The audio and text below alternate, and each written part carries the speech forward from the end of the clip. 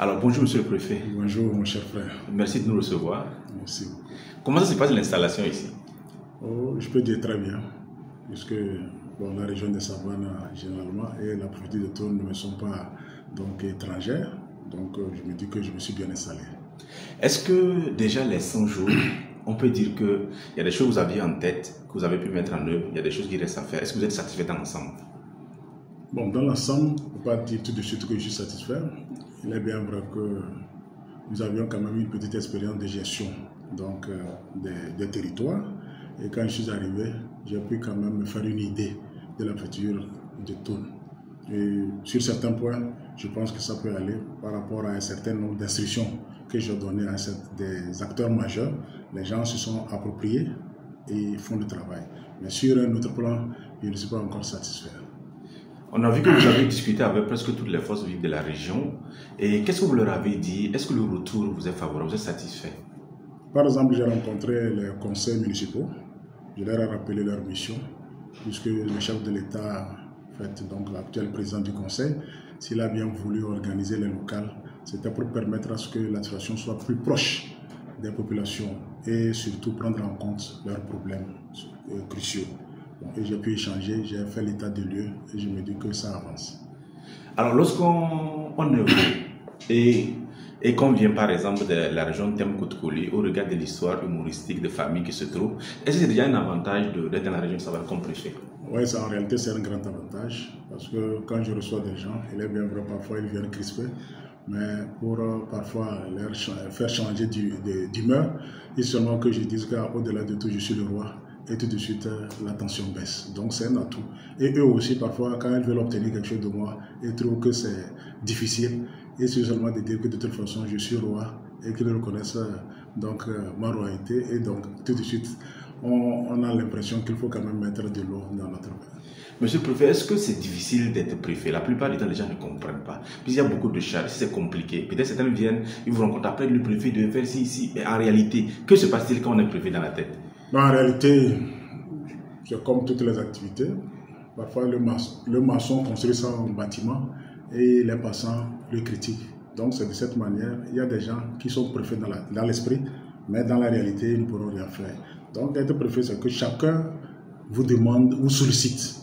Les cadres vous sollicitent, la population vous sollicite, les maires, les chefs cantons, et tout le monde veut que vous fassiez ce qu'il veut. Mais pour moi, être préfet, c'est encore intéressant parce que lorsque vous voulez faire appliquer les tests, rien que les tests, vous allez voir que c'est un exercice facile. Parce qu'à chaque demande, il suffit seulement de leur opposer les textes et vous allez voir que la solution est trouvée. Et donc les gens replient. Même s'ils ne sont pas satisfaits, mais de toute façon, ils sont obligés de battre retraite. Oui, certains se disent que parce que vous êtes jeune, que vous êtes quelqu'un de terrain. Est-ce que vous voulez qu'on garde de vous comme un préfet qui va au contact de la population, un homme de terrain, ou un préfet qui est là au bureau où les gens viennent consulter? En réalité, j'aime le terrain, j'aime le contact, j'aime échanger, j'aime faire la pédagogie, j'aime amener les gens à constater d'eux-mêmes ce qui va et ce qui ne va pas. Et j'aime aussi les écouter pour qu'eux-mêmes fassent des propositions. Donc c'est ça qui fait qu'en réalité, j'aime le contact. Donc c'est pour ça que j'ai dit aux populations qu'on ne paie pas pour voir le préfet que je suis. Celui qui a un problème, je l'attends, qu'il vienne échanger. Mais je suis contre la violence. Lorsque vous n'êtes pas satisfait, que vous voulez sortir les muscles, je vous applique les textes. Parce que la loi est là pour mettre les citoyens au même niveau.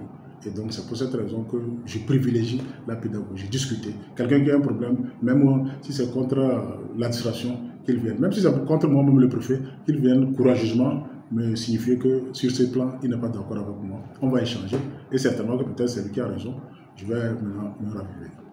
Thônes, quand même, c'est assez grand. Vous avez rencontré et les maires et les conseils municipaux. Finalement, quand vous vous êtes retrouvés, qu'est-ce que vous vous dites? Et qu'est-ce qu'ils vous font? Et puis, vous n'êtes pas satisfait, vous attendez qu'ils pourraient faire mieux. Moi, je donne un exemple. Quand j'ai parcouru un peu le budget de commune, après le compte administratif, j'ai pu réaliser par exemple des volets, on dit prise en charge ou même assistance sociale. Mais au bout de 9 mois, puisque c'est au-delà de 9 mois qu'on fait maintenant le compte administratif, je vois au moins 0 francs. Alors pour moi, je me pose la question de savoir est-ce qu'effectivement, il n'y a pas des gens qu'il faut assister.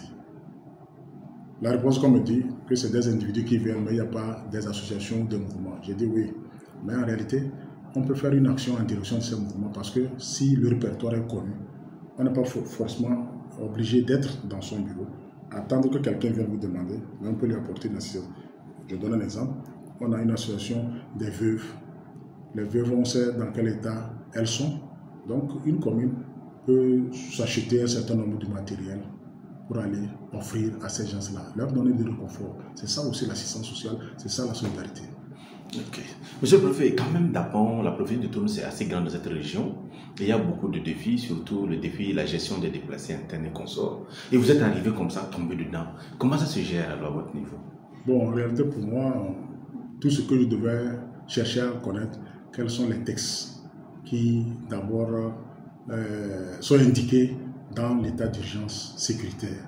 Donc, dès que je me suis approprié les textes, donc je regarde pour voir, comme je venais de le dire, pour moi, qu'est-ce que je dois faire, que l'État devait faire, puisque je suis un démembrement de cet État. On dit représentant du pouvoir central, donc je me dis que si le ministère de l'Action sociale devait donc faire quelque chose, c'est moi qui devais commencer.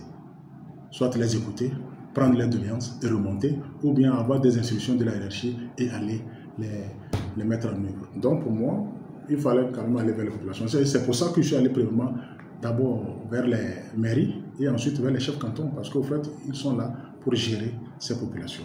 Et dès lors que nous avions découvert les difficultés, nous avons échangé aussi avec les partenaires qui appuient le gouvernement togolais dans la prise en charge ou la prise en compte des besoins de ces déplacés, et donc nous faisons avec. D'accord, vous parlez d'abord des chefs cantons, c'est quand même beaucoup de chefs, non? Vous les gérez, ils doivent gérer la question foncière.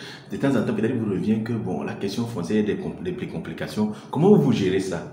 Oui, bon, en réalité, comme je venais de le dire, les chefs cantons, je les ai reçus.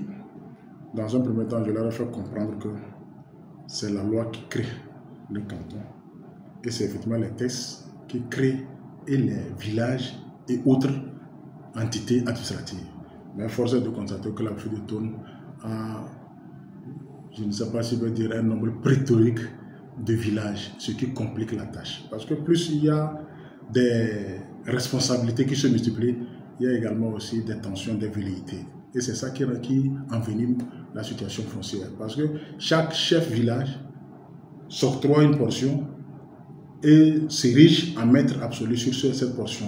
Alors qu'au fait, même si un nouveau village est créé, c'est que ce village-là avait appartenu à un autre ancien village. Et donc le territoire ne change pas.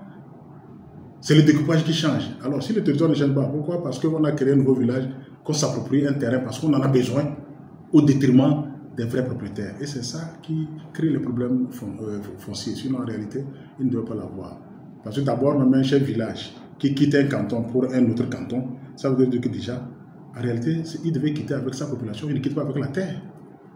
Mais maintenant, comme il sait que les populations doivent habiter sur la terre, donc il s'attribue absolument cette portion et donc les disputes commencent. Voilà les problèmes.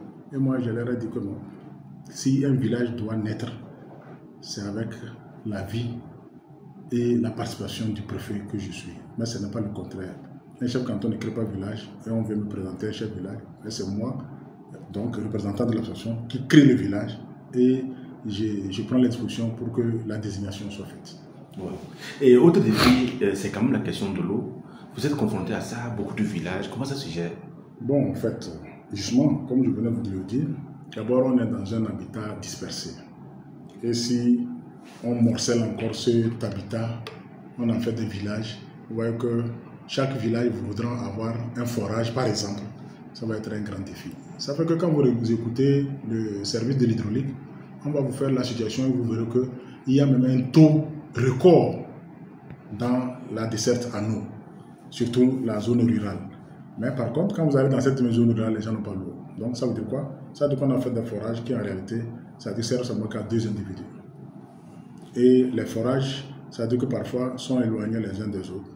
Donc les gens doivent absolument manquer d'eau. Puisque vous arrivez quelque part, vous voyez 2 maisons, eux ils vous demandent de l'eau, on réalise. Ailleurs, 3 concessions que vous appelez squala, on réalise. Et la distance entre les 2 squalas, et surtout qu'il y a déjà les velléités foncières, donc personne ne veut que l'autre exploite sa ressource. Et donc voilà la situation dans la zone rurale. Wow, monsieur le préfet, il y a aussi le défi pas du grand panthéisme, mais cette question de vol de moto et consorts qu'on entend, la question d'incivisme sur la route. Comment vous gérez ça? Bon, en fait, nous gérons ça à merveille avec les forces de défense et de sécurité. Mais il faut dire qu'en réalité, la menace s'est accrue parce que par rapport même à la menace sécuritaire, aujourd'hui, beaucoup de jeunes s'adonnent à l'alcool. Beaucoup de jeunes s'adonnent au gain facile. Ça fait que chaque jour que Dieu fait, on vole moto, on vole, on rentre dans les maisons, on fait tout ça là. Mais tout ce que nous devons dire, ceux qui viennent voler ne viennent pas d'ailleurs, ils sont avec nous. Donc, c'est de demander aux gens de les dénoncer et nous, on va faire notre job. Notre job, c'est d'appliquer la loi, les rechercher et les envoyer là où on doit les envoyer. Et la question de l'alcool prélaté, on en parle. Oui, mais vous-même, vous savez, on n'a pas besoin d'être médecin, d'être spécialiste pour savoir que trop d'alcool dans l'organisme, c'est déjà un défi pour sa santé. Et donc aujourd'hui, vous arrivez, je suis allé même dans un canton, que on ne peut pas citer le canton, j'ai rencontré les jeunes, et j'ai vu même des gens déjà décimés. Alors que si on leur demande leur âge, je ne suis pas sûr qu'ils sont plus âgés que moi. Donc je leur ai dit qu'en fait, on n'a pas dit, l'organisme même a besoin de l'alcool, mais à un taux bien acceptable. Dans nos nourritures, on a de l'alcool. Et même si on doit prendre l'alcool, il faut que ce soit l'alcool fait dans les meilleures conditions. Nous avons constaté malheureusement que des gens mal intentionnés, à la recherche des moyens illégaux, donc, vont fabriquer de l'alcool qui en réalité détruit notre population. Ce que nous avions détruit tout récemment, on nous a dit que c'est de l'alcool éthylique que les médecins utilisent dans les hôpitaux et que même en principe pour l'utiliser, ils doivent diluer d'abord avant de l'utiliser. Mais les autres prennent ça, ils mettent un peu de produits, d'autres produits dedans et on met ça sur le marché pour vendre. Donc, ce qu'on doit mettre même dans les plaies et qui est dilué et qui nous brûle, imaginez, c'est ça qu'on prend directement dans nos ventres, donc les estomacs, voyez, et les organes sont affectés. Donc, ce que nous avons détruit, nous l'avons fait en rapport avec l'arrêté du monsieur le gouverneur qui a interdit la commercialisation et la consommation de ces boissons frélatées. Et nous pensons que nous l'avons fait dans l'intérêt des jeunes. Mais il y a une question qui se pose quand on aborde cette question. Les gens disent quand même que c'est des boulots que les gens exercent. Incinérer, c'est une bonne chose. Mais comment se fait l'accompagnement des personnes qui ont investi dans ce genre de choses? Monsieur le journaliste, c'est intéressant. Bon, quelqu'un s'investit. D'abord, il imagine, il s'organise et il va voler dans une maison. Voilà, doit-on l'accompagner? Est-ce que doit-on accompagner quelqu'un qui opère dans l'illégalité? C'est de ça qu'il s'agit. Ouais. Ça veut dire que le monsieur sait que ça là, ce n'est pas normal. Mais pourtant, lui, il veut avoir de l'argent. Mais nous, on est là pour préserver la santé de nos populations. Maintenant, on n'est pas là seulement pour favoriser l'individu qui doit s'enrichir au détriment de la santé parce qu'on a besoin de ces bras valides pour assurer le développement. Donc pour nous, quelqu'un opère, c'est comme vous me dites, quelqu'un qui a volé un bœuf, on arrête le bœuf et puis vous me dites, bon, comme je l'ai sensibilisé, donc de lui restituer le bœuf. Non, mais ça veut dire que je l'encourage. Donc en réalité, ils ont fait, c'est à leur récupérer. C'est ça en fait. En réalité, c'est des gens qui doivent répondre devant les tribunaux. C'est de ça qu'il s'agit. La loi est là, mais au moins on leur fait cette faveur, on retire au moins leurs biens, on se dit que c'est une façon de les décourager. alors, quelle est votre collaboration avec les autres préfets? Très bonne. D'abord, même quand j'étais encore dans la Solé, j'ai discuté avec la plupart.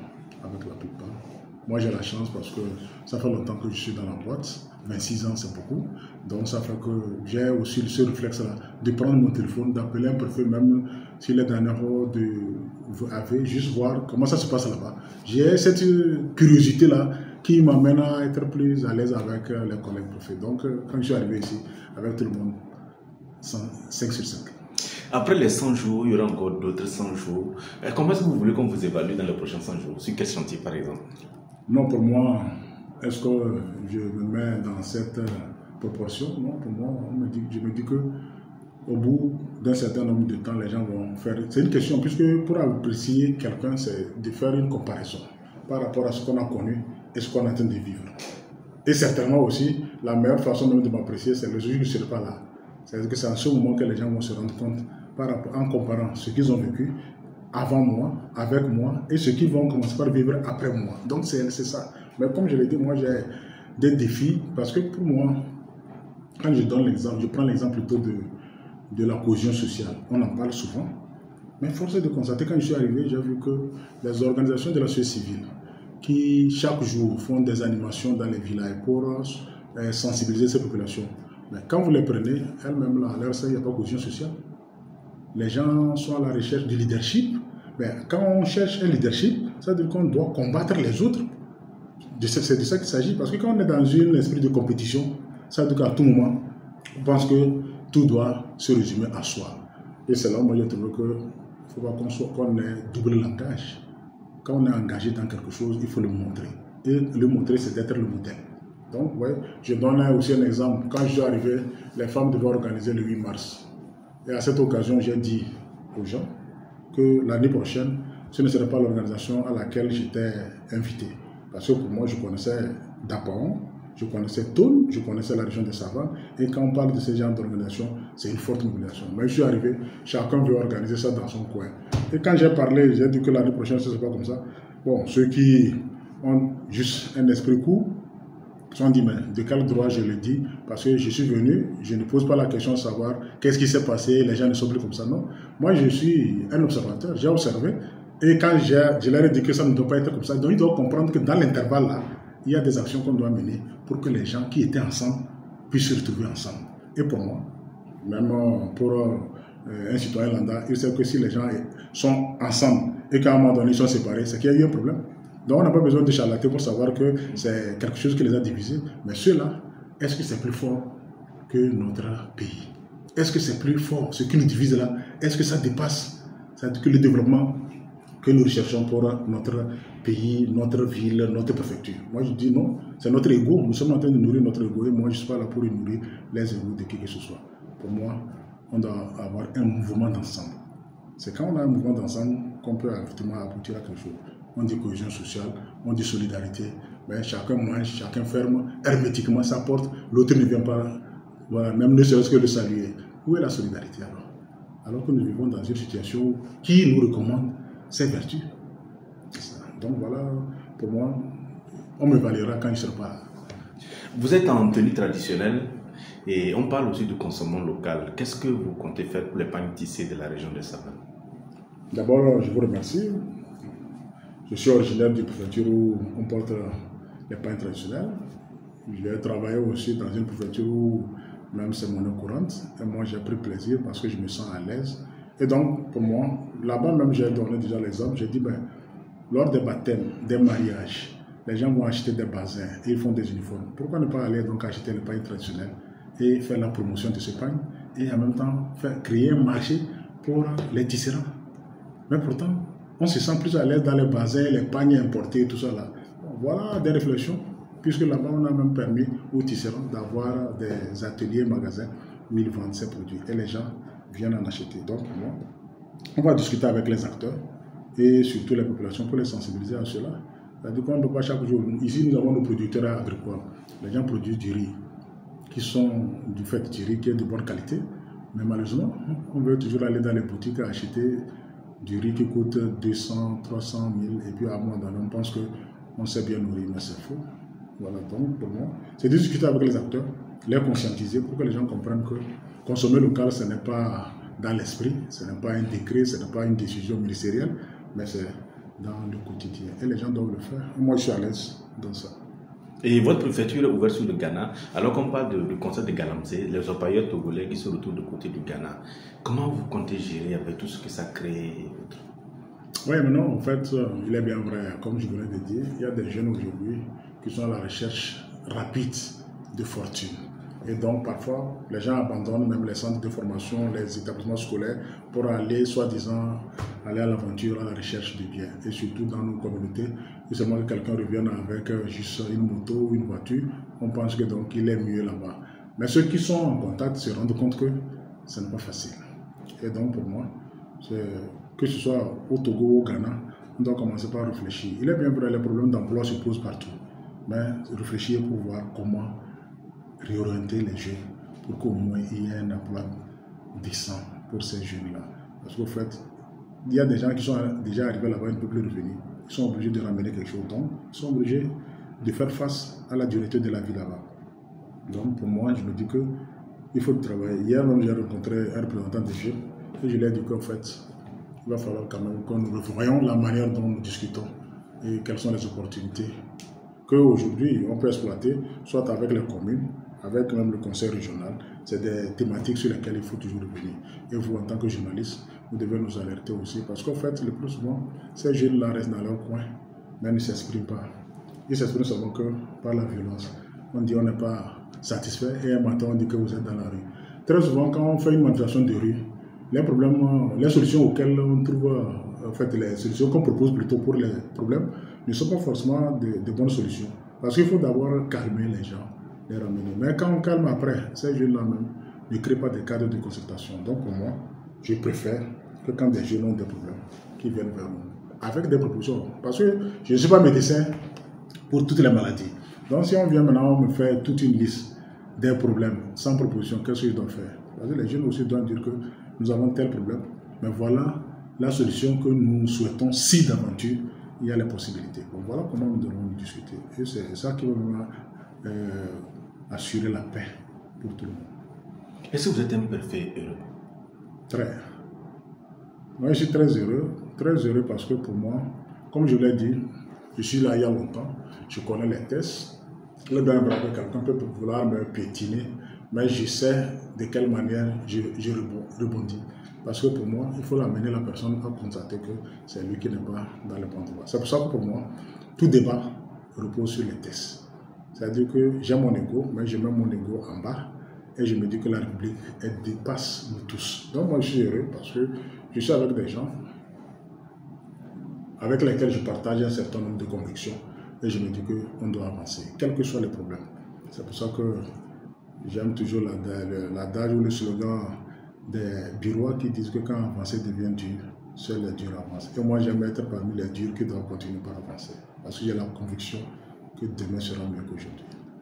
La question des intrants agricoles, l'engrais, tout s'annonce alors que la saison pluvieuse s'annonce. Qu'est-ce que vous voulez dire aux agriculteurs? Bon, ces agriculteurs, en réalité, ils ont leur fêtière et ils doivent toujours échanger. Parce qu'à chaque campagne, quand on les rencontre, les gens évoquent un certain nombre de problèmes. Mais eux-mêmes, ils ne créent pas les cadres d'échange, de concertation pour voir qu'est-ce qu'ils attendent concrètement des autorités. Donc moi je me dis que de toute façon on a créé la CAGIA, il y a des intrants, mais maintenant les gens parfois nous disent qu'il y a des qualités dans ces intrants. Donc, il va falloir quand même discuter avec les organisations paysannes et leurs fêtières.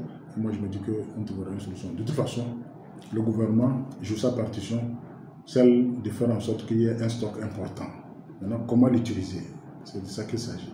Et aussi, vous voyez aujourd'hui, comme on nous le dit, le gouvernement fait des commandes, mais certains producteurs prennent ces intrants et vont vendre ailleurs, alors que c'est des produits subventionnés. Donc, vous voyez, tout le monde doit participer dans cette lutte-là. C'est-à-dire qu'on doit être patriote et conscient de ce que nous posons comme acte.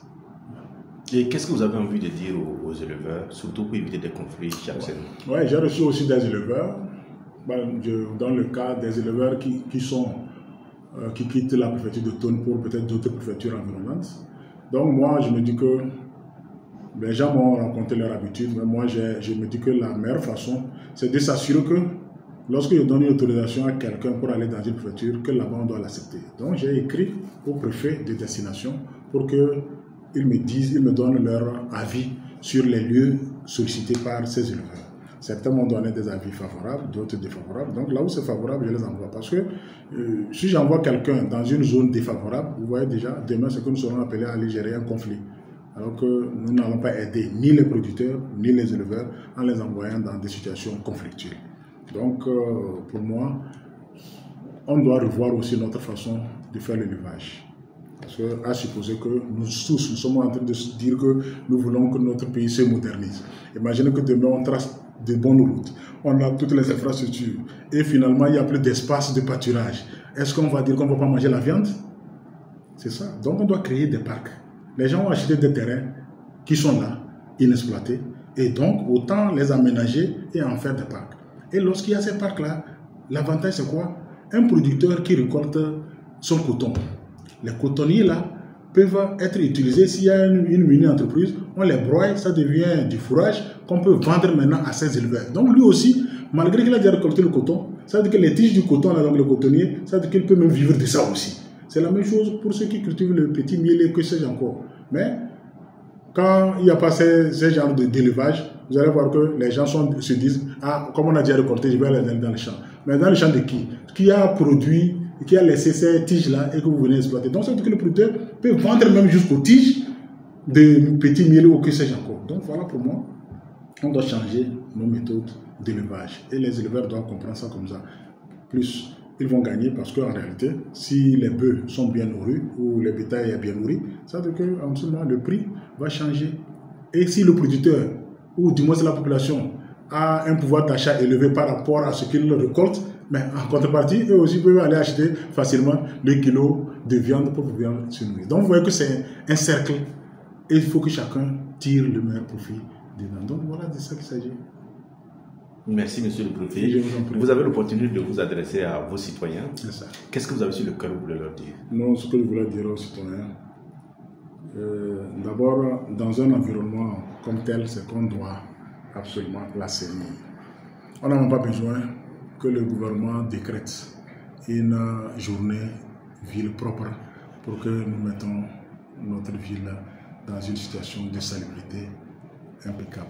Donc pour moi, les CDQ, les chefs quartiers doivent s'organiser. Ils n'ont pas besoin d'attendre un chronogramme de qui que ce soit pour le faire. Je voudrais également dire aux chefs traditionnels, aux chefs coutumiers, qu'ils doivent jouer correctement leur partition. Parce qu'au fait, aujourd'hui, si nous parlons de la radicalisation des jeunes, parfois certaines radicalisations sont dues au fait que les gens ont été frustrés, soit dans un jugement, dans un règlement des litiges, ou même ils sont mécontents. Et donc, ils sont frustrés. Et comme ils n'ont plus maintenant un autre moyen, ils se radicalisent, ils sont dans leur coin, et pour rien du tout, ça prend. Donc pour moi, on doit quand même nous tous nous remettre toujours en cause chaque jour que nous réglons les problèmes. Pour nous dire que nous sommes des hommes, nous ne sommes pas des dieux, donc nous pouvons nous tromper dans notre approche. Maintenant, la population, qu'elle puisse quand même aussi, bon, on ne peut pas dire être patiente, mais qu'elle comprenne, c'est-à-dire qu'il y a un certain nombre d'enjeux. Et c'est pour cette raison que je privilégie, comme je venais de le dire, la pédagogie. Pour moi, n'importe quel citoyen qui se sent lésé, nous sommes là pour le mettre en scène. Quand il dit je suis là pour le mettre en scène, donc ça veut dire que je dois écouter les deux parties. Maintenant, quelqu'un peut se sentir lésé, mais quand il vient à mon niveau, lui-même se rendra compte qu'en réalité, il n'a pas raison. Et qu'il faut qu'il reconnaisse effectivement qu'il n'a pas raison et qu'on aille vivre ensemble. Parce que très souvent, c'est lorsqu'on veut pousser le bouchon très loin et qu'on va au procès. Le procès, comme le diraient des gens, il vaut mieux une bonne entente ou même une mauvaise plutôt entente qu'un bon procès. Parce que le procès garde toujours des stigmates dans les cœurs des uns et des autres. Donc pour moi, on doit jouer notre partition, être un peu civique. Le civisme contribue. Parce qu'en fait, lorsque les textes sont respectés, chacun gagne. C'est-à-dire que les citoyens gagnent, les autorités aussi gagnent. Parce que tout le monde respecte. C'est comme les feux tricolores, les gens les violent. Et lorsque vous violez en même temps, 30 secondes, et si l'autre de l'autre côté a violé aussi 30 secondes, sachez que vous allez avoir une collision. Et quand vous avez une collision, bon, le plus chanceux s'en sort. Donc voilà pourquoi moi je pense qu'on doit toujours discuter, échanger. Nous sommes des citoyens togolais, nous avons les mêmes droits. Et je veux les rassurer encore que je suis quelqu'un qui est là pour les plus faibles. Je défends les causes, j'aime la justice et je combats l'injustice. Donc c'est pour cette raison que pour moi, il n'y a pas de passe-droit. Il n'y a pas quelqu'un qui va venir devant moi pour dire que non, au nom de ceci, il doit avoir ça. S'il a droit à ça, il l'aura. Mais si il n'a pas droit, j'ai le courage de le regarder en face et de lui dire, monsieur, je suis désolé, mais vous n'avez pas droit à cela. Et donc, moi je pense que pour mieux cheminer ensemble, que les populations nous fassent confiance et nous allons avancer pour un Togo prospère. Un Togo, j'insiste là-dessus, un Togo prospère pour nous tous. Parce que quand le Togo est en paix, la propriété est partagée par tout le monde. Lorsqu'il y a conflit quelque part, ça veut dire que tout le monde aura les mots de tête. Et nous pensons que ce n'est pas l'occasion. Donc, le terrorisme, l'extrémisme violent, nous devons les combattre. Les gens n'ont pas de vision. S'ils avaient une vision, on peut même analyser la vision et voir si on pouvait adhérer à leur vision. Mais lorsqu'il n'y a aucune vision en vue, c'est du banditisme pur et simple, il faut quand même qu'on mette hors d'état de nuire les bandits. Et aux journalistes, je veux vraiment du professionnalisme. Voilà, je sais que parfois vous êtes incompris, mais je me dis que si on met du professionnalisme dans ce qu'on fait, à un moment donné, celui qui est conscient se rend compte que ce monsieur, il a usé de sa neutralité, mais il a été objectif. Et lorsque c'est des cas comme ça qui sont, si d'aventure vous devez être traqué par qui que ce soit, on va toujours regarder les tests et je serai toujours votre défenseur. Mais si vous devez violer les tests, sachez que ensemble nous allons constater, malgré nous, à des situations déplorables. Et donc, bonne chance à vous. Allez chercher l'information, ne la dénaturez pas, mais transmettez l'information telle que vous l'avez reçue. Et on a tué quelqu'un qui a dit que la Terre tourne. Mais après, on s'est rendu compte que la Terre tourne. Donc, il vaut mieux que peut-être on vous tue parce que vous avez dit que la Terre tourne et que les gens refusent, mais que demain ils se rendent compte que la Terre tourne vraiment. Je vous remercie.